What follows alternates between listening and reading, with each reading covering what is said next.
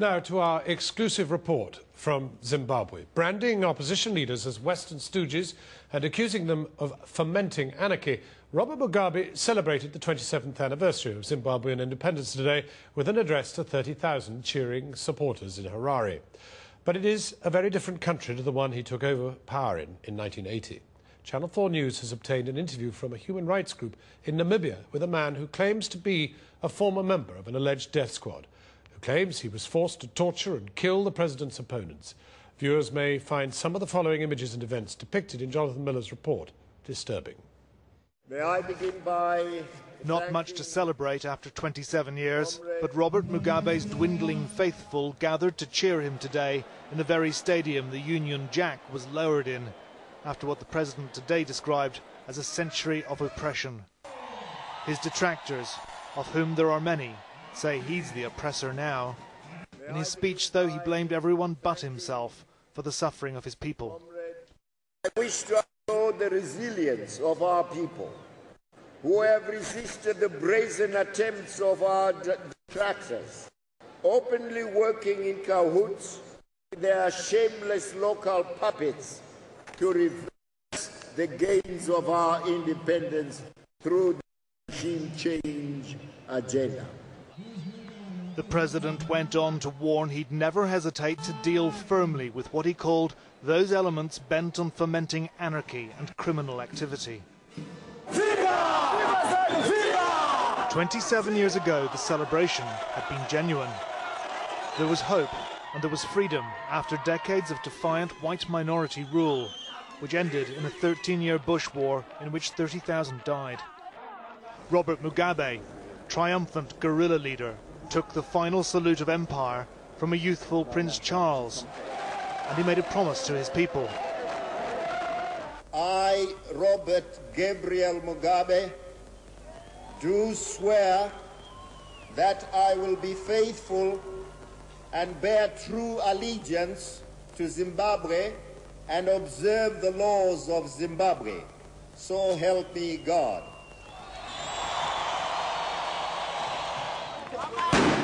But comrade Robert Gabriel Mugabe broke his promise to his people. Today they run the streets in terror. Their leader had come to regard himself as above the very law he'd once swore he'd observe. State law enforcers have become his party's private militia, used to ruthlessly repress all opposition to his ruinous social and economic policies. These are the Green Bombers, graduates of Zimbabwe's National Youth Militia Training Scheme. The government says these young men are simply taught discipline and immersed in patriotic values. But the Green Bombers are widely accused of spearheading Robert Mugabe's campaign of political violence. My name is Washington Mabada. I was born in 1985 on the 28th of February in Bulawayo. This man was a Green Bomber. Even at the training school, he claims, he was forced to commit acts of brutality. He put another handcuff on the other arm, on the other side of the bench. He also did the same to the one leg, but the other leg he left it like that. Like he just put out his trousers, he grabbed it, and the girl started screaming. He slept with her. He was the first to do that. Then Alexandra did the second thing, and I was the third one. At first, I don't lie to you. I did not hesitate or anything. I didn't know what I was doing. That was my first time to have smoked, and I didn't know anything. I just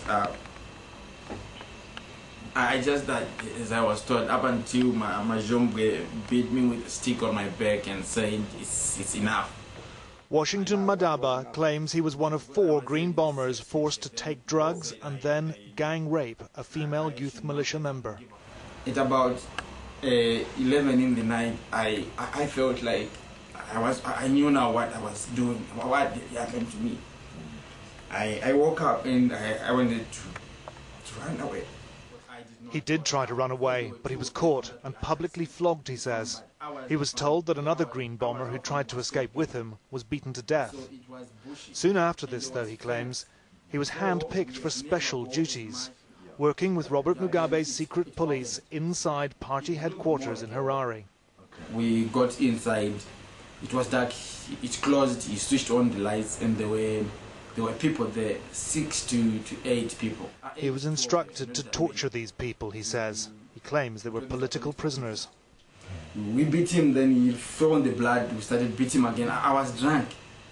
Then he just like passed out, he urinated, and he just passed out. Then he was bleeding in his ears and nose and somewhere in the mouth as well. He went on to describe brutal torture, including genital mutilation by his instructor. It's too graphic even to listen to. There was a lot of blood on that desk. The tipping point for Washington Madaba came with a secret mission that took his gang to the picturesque Lake Kariba, with a locked metal trunk inside the boot of the car they were given. Their instructions to dispose of it. The moment he opened it up, I've never seen anything. You know, the man was there was old, maybe to be 45 to 60 years of age or so, and his tongue was cut. It was horrible.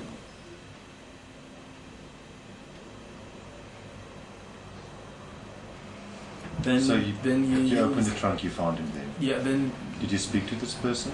He just said, may you help me. He was calling us sons. May you help me, sons. May you help me. But now, you know, it really touched me, and I said, no, you guys, I'm not going to do this.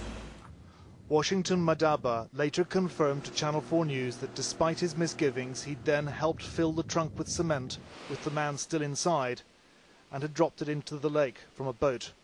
This, he claimed, happened late last year. Last week, this article appeared in a Zimbabwean newspaper.